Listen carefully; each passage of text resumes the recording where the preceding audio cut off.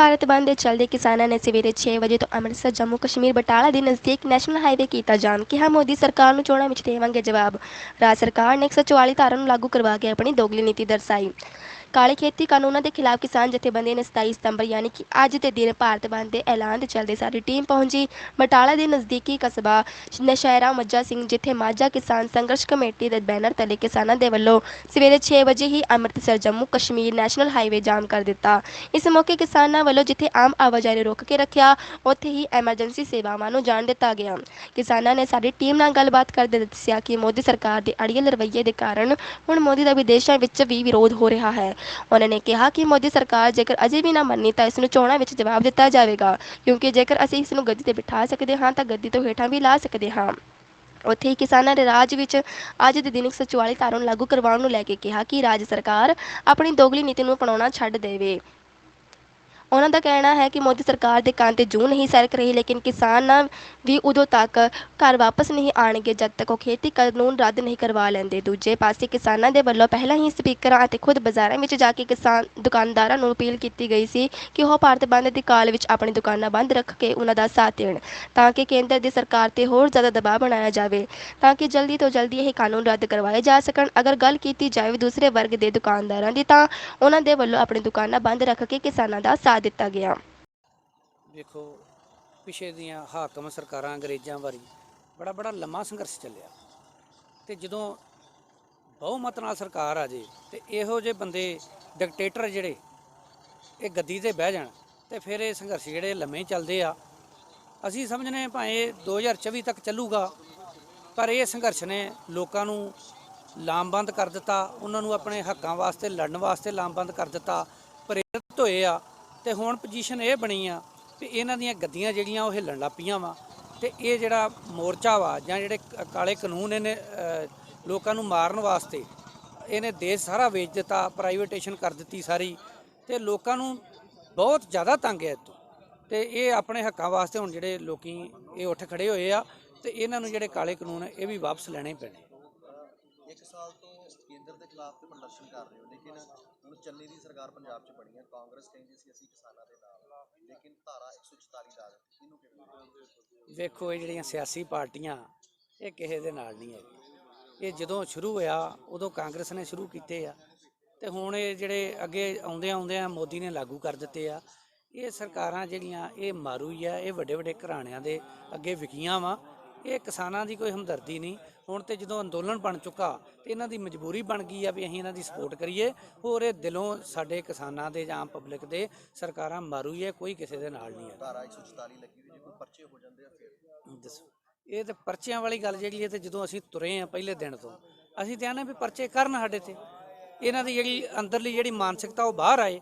ਅਸੀਂ ਪਰਚਿਆਂ ਤੋਂ ਡਰਨ ਵਾਲੇ ਨਹੀਂ। ਇਹ ਸਾਰੇ ਜੁਝਾਰੂ ਵੀਰ ਆ।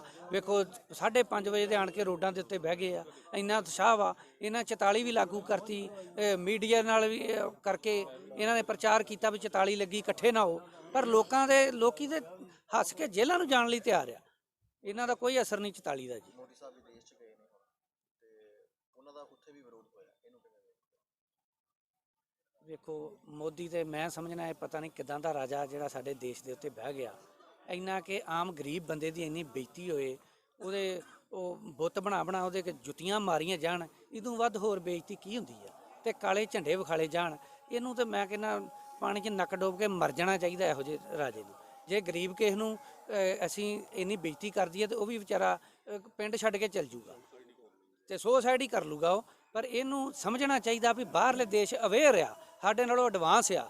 ਉੱਥੇ ਵੀ ਲੋਕ ਇਹਦਾ ਇੰਨਾ ਵਿਰੋਧ ਕਰ ਰਹੇ ਆ। ਇਹਨੂੰ ਆਪਣੇ ਦਰਸ਼ਨ ਅੱਜ ਸੰਯੁਕਤ ਮੋਰਚੇ ਦੀ ਕਾਲ ਹੀ ਲਗਭਗ 1 ਮਹੀਨੇ ਤੋਂ ਵੱਧ ਟਾਈਮ ਹੋ ਗਿਆ। ਉਹਨਾਂ ਨੇ ਕਾਲ ਦਿੱਤੀ ਸੀ ਕਿ ਜਿਹੜਾ ਰੋਡ ਆ ਇਹਨੂੰ ਜਾਮ ਕੀਤਾ ਜਾਵੇਗਾ, ਪੂਰੀ ਤਰ੍ਹਾਂ ਭਾਰਤ ਜਿਹੜਾ ਇਹਨੂੰ ਬੰਦ ਕੀਤਾ ਜਾਵੇਗਾ। ਸਿਰਫ ਐਮਰਜੈਂਸੀ ਸੇਵਾਵਾਂ ਜਿਹੜੀਆਂ ਉਹ ਚਾਲੂ ਰਹਿਣਗੀਆਂ ਤੇ ਬਾਕੀ ਸਾਰਾ ਕੁਝ ਬੰਦ ਹੋਏਗਾ, ਤਾਂ ਕਿ ਇਹਦੇ ਨਾਲ ਸਰਕਾਰ ਤੇ ਪ੍ਰਭਾਵ ਜਿਹੜਾ ਵਾ ਇਹ ਜਾਵੇ ਕਿ ਕਿਸਾਨ ਜਿਹੜੇ ਆ ਉਹ ਬਿਲਕੁਲ ਇਕਜੁੱਟ ਨੇ। ਤੇ ਸੰਯੁਕਤ ਮੋਰਚੇ ਦੀ ਕਾਲ ਦੇ ਉੱਤੇ ਜਿਵੇਂ ਵੀ ਕਾਲ ਆਉਂਦੀ ਆ ਉਸੇ ਤਰ੍ਹਾਂ ਉਹਨੂੰ ਇਹਨੂੰ ਪੂਰਾ ਕਰਦੇ ਨੇ। 1 ਸਾਲ ਦੇ ਕਰੀਬ ਹੋ ਗਿਆ ਜੀ, ਲੇਕਿਨ ਕੇਂਦਰ ਸਰਕਾਰ ਦੇ ਕੰਨ ਤੇ ਹਜੇ ਵੀ ਕੋਈ ਜੂਨ ਨਹੀਂ ਸਰਕੀ। ਵੇਖੋ ਜੀ, ਕੇਂਦਰ ਸਰਕਾਰ ਜਿਹੜੀ ਆ ਉਹ ਹੈ ਹੀ ਸਿਰਫ ਕਾਰਪੋਰੇਟ ਘਰਾਣੇ 2 ਜਾਣੇ ਤੇ ਬਾਕੀ ਇੱਕ ਮੋਦੀ ਉਹਦੀ ਆ। ਜੇ ਤੇ ਪਾਰਟੀ ਦੀ ਸਰਕਾਰ ਹੋਵੇ ਤੇ ਫਿਰ ਤੇ ਉਹਦੇ ਕੰਨਾਂ ਤੇ ਜੂੰ ਸਰਕੇ, ਕਿਉਂਕਿ ਵਿੱਚੋਂ ਆਵਾਜ਼ ਪਾਰਟੀ ਦੇ ਉੱਠੇ ਤੇ ਕੋਈ ਮੰਨੇ। ਤੇ ਪਾਰਟੀ ਦੇ ਵਿੱਚੋਂ ਕੋਈ ਕਿਸੇ ਦੀ ਆਵਾਜ਼ ਸੁਣਨ ਵਾਲਾ ਹੈ ਨਹੀਂਗਾ। ਇਸ ਕਰਕੇ ਉਹਦੇ ਕੰਨਾਂ ਤੇ ਜੂੰ ਨਹੀਂ ਸਰਕਦੀ, ਕਿਉਂਕਿ ਉਹ ਡਿਕਟੇਟਰ ਬਣਿਆ ਹੋਇਆ। ਉਹ ਸੋਚਦਾ ਕਿ ਮੈਂ ਜਿਵੇਂ ਮਰਜ਼ੀ ਆ ਦੇਸ਼ ਨੂੰ ਚਲਾਵਾਂਗਾ, ਪਰ ਐਵੇਂ ਨਹੀਂ ਚੱਲਣਾ। ਇਹ ਲੋਕਤਾਂਤਰਿਕ ਦੇਸ਼ ਆ। 2024 ਦੇ ਵਿੱਚ ਲੋਕ ਉਹਨੂੰ ਦੱਸ ਦੇਣਗੇ ਕਿ ਵੋਟ ਦਾ ਮੁੱਲ ਕੀ ਹੁੰਦਾ ਹੈ। ਅਗਰ ਦੂਜੇ ਪਾਸੇ ਪੰਜਾਬ ਸਰਕਾਰ ਦੀ ਗੱਲ ਵੀ ਕੀਤੀ ਜਾਵੇ ਤਾਂ ਉਹ ਕਹਿੰਦੀ ਹੈ ਕਿ ਸਰਕਾਰ ਦੇ ਨਾਲ, ਲੇਕਿਨ ਕੱਲ ਦੀ 144 ਜਿਹੜੀ ਧਾਰਾ ਉਹ ਲਾਗੂ ਕਰ ਦਿੱਤੀ। ਵੇਖੋ ਜੀ, ਇਹ ਜਿਹੜੀਆਂ ਸਰਕਾਰਾਂ ਹੁੰਦੀਆਂ ਸਟੇਟ ਦੀਆਂ, ਇਹ ਹਮੇਸ਼ਾ ਸੈਂਟਰ ਦੇ ਨਾਲ ਰਲ ਕੇ ਚੱਲਦੀਆਂ ਨੇ। ਇਹ ਦੋਗਲਾ ਚਿਹਰਾ ਆ ਇਹਨਾਂ ਦਾ। ਇੱਕ ਪਾਸੇ ਕਹਿਣਾ ਕਿਸਾਨਾਂ ਨੂੰ ਕਿ ਅਸੀਂ ਤੁਹਾਡੇ ਨਾਲ ਆ, ਦੂਜੇ ਪਾਸੇ ਸੈਂਟਰ ਨੂੰ ਇਹ ਸਾਬਤ ਕੀਤਾ ਕਿ ਵੇਖੋ ਅਸੀਂ 144 ਧਾਰਾ ਜਿਹੜੀ ਲਾਗੂ ਕਰਕੇ ਤੁਹਾਡਾ ਜਿਹੜਾ ਹੁਕਮ ਆ ਉਹ ਵਜਾਇਆ ਆ ਕਿ ਅਸੀਂ ਲੋਕਾਂ ਨੂੰ ਜਿਹੜਾ ਆ ਉਹ ਇਕੱਠੇ ਨਹੀਂ ਹੋਣ ਦੇਵਾਂਗੇ, ਧਰਨਾ ਨਹੀਂ ਲਾਉਣ ਦੇਵਾਂਗੇ। ਹੁਣ ਇਹਨੂੰ ਪੰਜਾਬ ਸਰਕਾਰ ਨੂੰ ਕਿਸਾਨਾਂ ਦੇ ਨਾਲ ਜੋੜ ਕੇ ਦੇਖੀਏ ਜਾਂ ਕੇਂਦਰ ਸਰਕਾਰ ਨਾਲ ਜੋੜ ਕੇ ਦੇਖੀਏ? ਵੇਖੋ ਜੀ, ਇਸ ਵੇਲੇ ਤੇ ਇਹਨੂੰ ਜੇ ਧਾਰਾ 144 ਨੂੰ ਲਈਏ ਤੇ ਫਿਰ ਤੇ ਕੇਂਦਰ ਦੇ ਨਾਲ ਹੀ ਜੁੜੀ ਹੋਈ ਆ, ਕਿਉਂਕਿ ਇਹ ਭ੍ਰਿਸ਼ਟਾਚਾਰ ਸਾਰੇ ਲੀਡਰ ਨੇ ਤੇ ਕੇਂਦਰ ਕੋਲੋਂ ਡਰਦੇ ਨੇ, ਕਿਉਂਕਿ ਏਜੰਸੀਆਂ ਸਾਰੀਆਂ ਕੇਂਦਰ ਦੇ ਕੋਲ ਨੇ, CBI ED ਸਾਰੀਆਂ, ਤੇ ਜਿੰਨੂੰ ਮਰਜ਼ੀ ਉਹ ਜਿਹੜਾ ਵਾ ਧੌਣੋਂ ਫੜ ਲੈਂਦੀਆਂ ਨੇ। ਮੋਦੀ ਸਾਹਿਬ ਅਮਰੀਕਾ ਗਏ, ਸ਼੍ਰੀ ਪੰਜਾਬੀਆਂ ਵੱਲੋਂ ਵਿਰੋਧ ਕੀਤਾ ਗਿਆ, ਇਹਨੂੰ ਕਿੱਦਾਂ? ਵੇਖੋ ਜੀ, ਪੰਜਾਬੀ ਤੇ ਜਿੱਥੇ ਵੀ ਕਿਤੇ ਦੇਸ਼ ਦੇ ਵਿੱਚ ਜਿਹੜੇ ਵੀ ਕਿਸੇ ਕੰਟਰੀ ਦੇ ਵਿੱਚ ਹੈਗੇ ਨੇ, ਉਹ ਵਿਰੋਧ ਡਟ ਕੇ ਕਰਨਗੇ ਜੀ।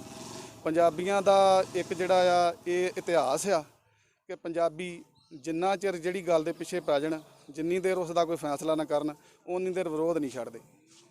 ਕੁਝ ਸਰਕਾਰਾਂ ਹਮੇਸ਼ਾ ਹੀ ਜ਼ਬਰ ਦੇ ਨਾਲ ਮਤਲਬ ਸਾਡੇ ਸਬਰ ਪਰਖ ਰਹੀਆਂ ਨੇ।